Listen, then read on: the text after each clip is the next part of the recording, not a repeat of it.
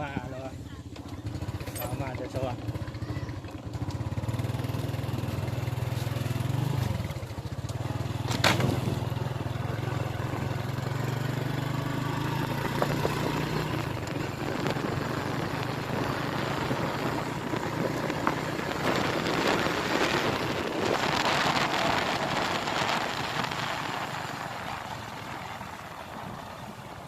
เอาดิเป็นจะบอกว่าแล้วมีกล้วย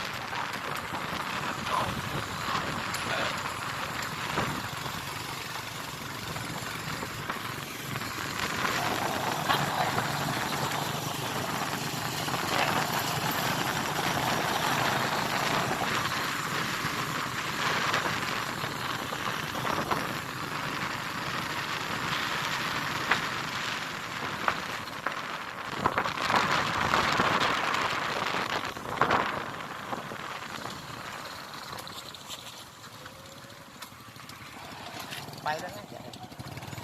เอ๊ะหน้าตาชนไปตาไฟอะไรไฟแดงก่อนไฟ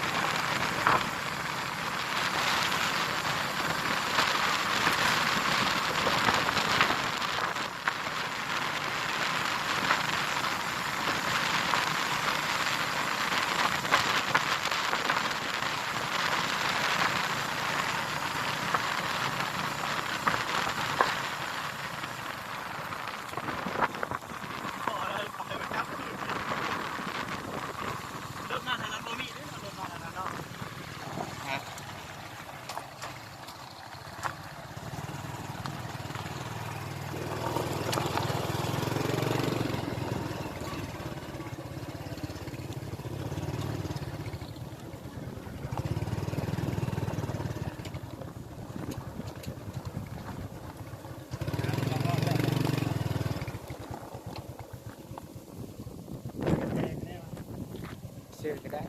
ฮะ เสื้อยาก รถยังไม่ไกลเลยเพื่อไปเด็กเนาะมาเหลือไปจับ หมู่ไปครึ่งทางเปิดไฟแดง ฮะ โชว์เนี่ยไปครึ่งทางเปิดไฟแดง ชวนคุณไปกูเลยกูจอดรถยึดใช่บอลรถ เอ้า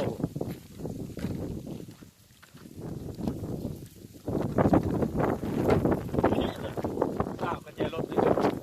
ตายใช่แล้ว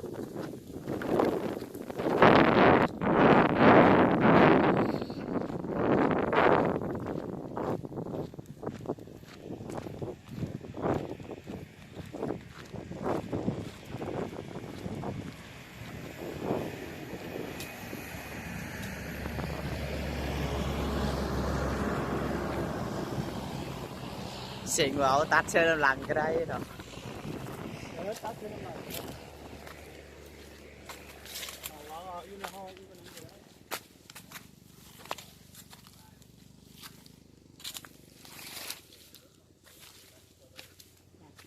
มาเอาปีมาปีกล้วย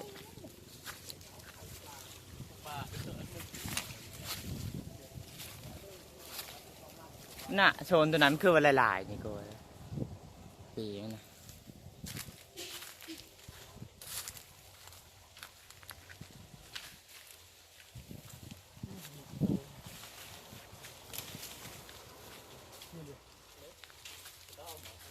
เอาไหมวะ เอาคืน มาถือนี่ปีกล้วยถือมาตัดไม้อะไรพาเนี่ยก็ถือมาอีก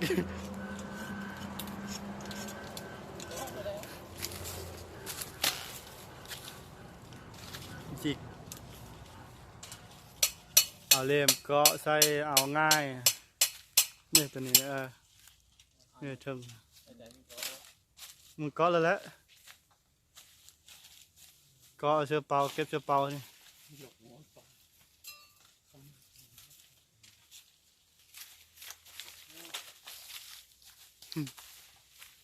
ก็แห้งแล้วแหละ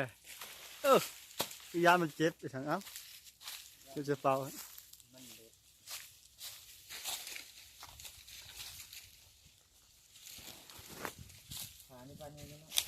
พาป้าให้ก่อน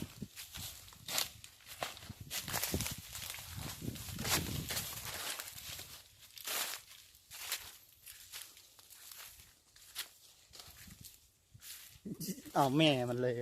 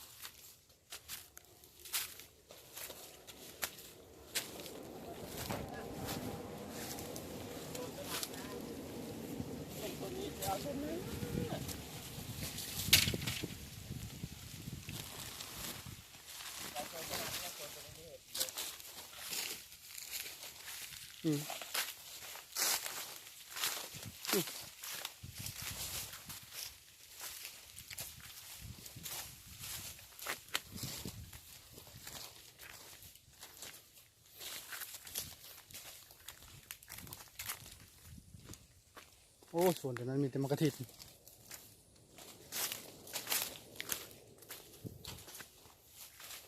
พอเขาอัดเลยจะมาทางอันนี้จ้ามันละมา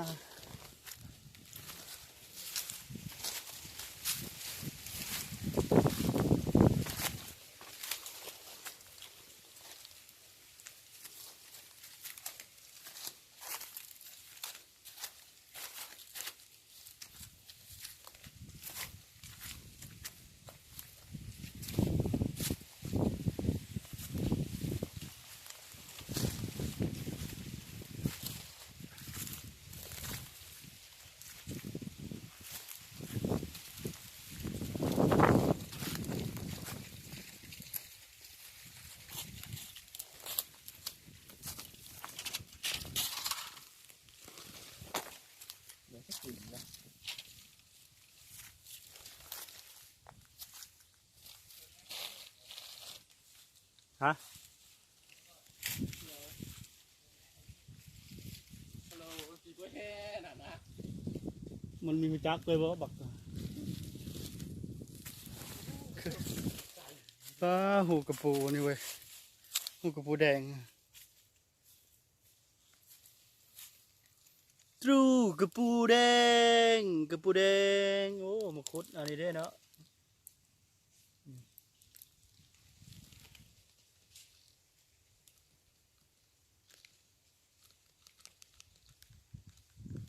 อ้าวบกลับเลยเนี่ย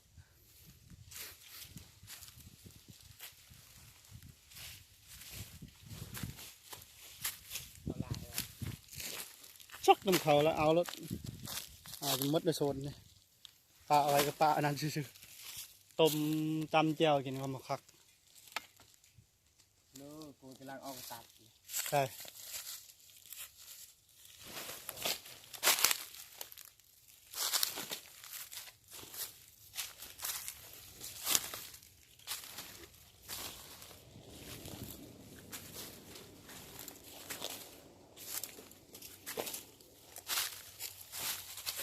นู่นเว้ย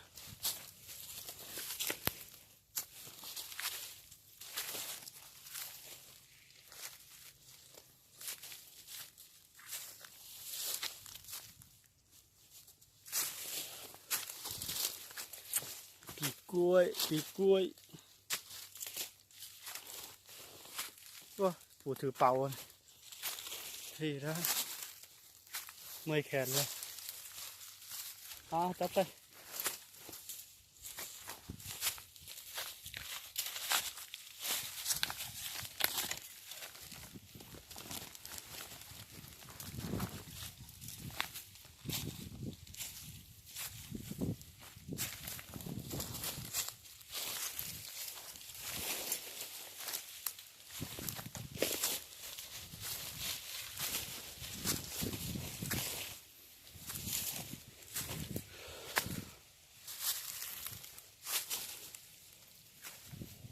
โดนปลาทางเลยโดน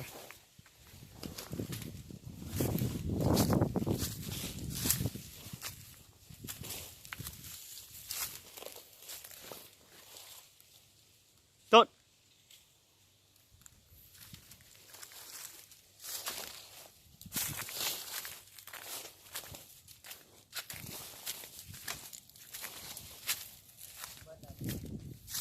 มันไปทางเลยฮะไปเอาถือมีดเลย โอ้ที่ได้หลายช่างเลย นี่หลายๆเติมนะ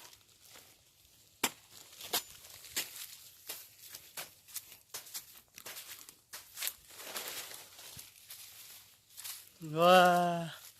มาเอาปีกกล้วยใส่ลำหมู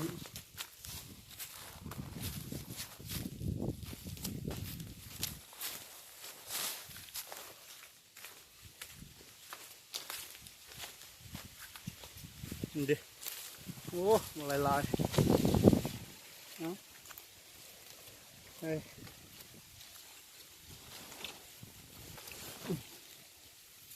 พอเลยตีบอ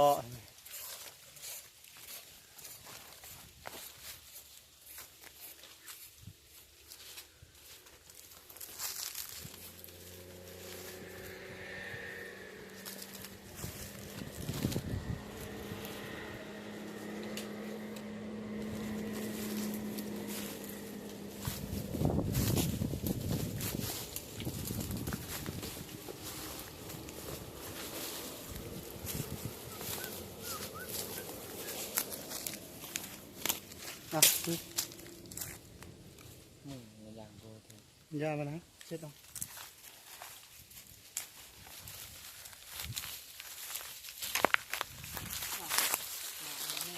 คอนก็ได้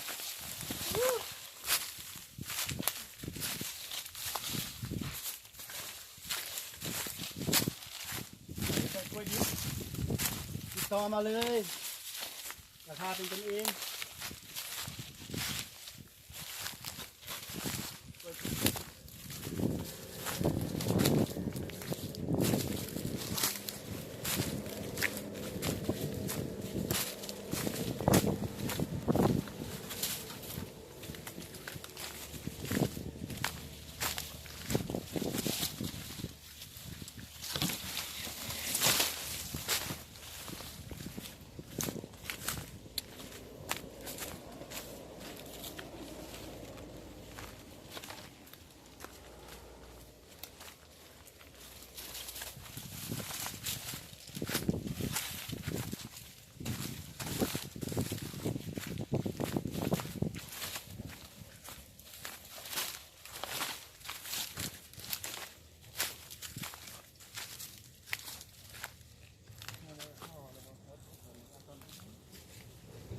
กว่านั้นเอาจน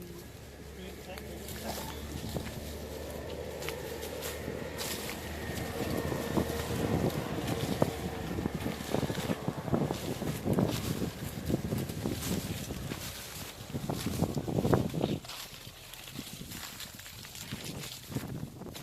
เอ๊ะ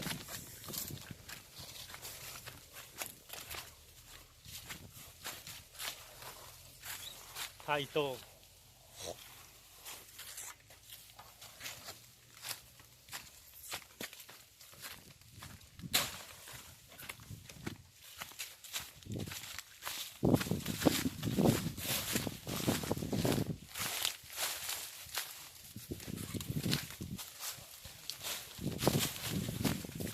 ต้นมะเขือป้องกันกองกลโปมันจะเป็นที่ยกอันนั้นแต่ถ้าใช้ไม้นี้มันไปง่ายเลยขาดขนาดอย่างที่มันเห็นเป็นแง่คิดเราคิดถึงแม่กันทุกวันเส้นก็มาเป็นครับว้าวก็มาเป็นเนี่ย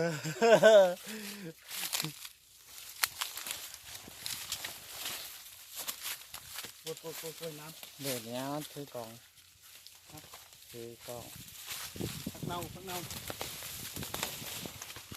โอ้ยงานดองครับงานดอง เปื่อนนี่แหละ ไม่หรอพ่อเลยพี่ พอแล้วนะหกหนึ่ง แล้ว อันนี้ปะนี่บ่เถอะ แล้ว ไม้เกาะนี่ เป็นพ่อมาเอาไหม เอ๊ะ